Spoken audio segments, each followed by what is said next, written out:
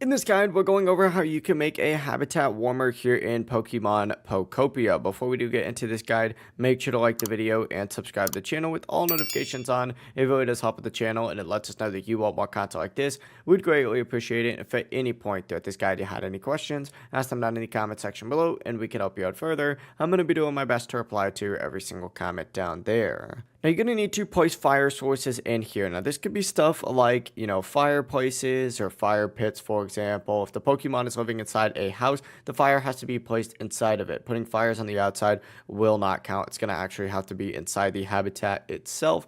But you usually don't need a lot. Sometimes even one fire is enough, but that really is it. That is the entire process of making a habitat warmer. If you guys had any questions, ask them down in the comment section below and we can help you out further. I'm going to be doing my best to reply to every single comment down there. Before you do leave this guide, make sure to like the video and subscribe to the channel with all notifications on. It really does help us out and it lets us know that you want more content like this. We'd greatly appreciate it. Have a great rest of your day though. Peace.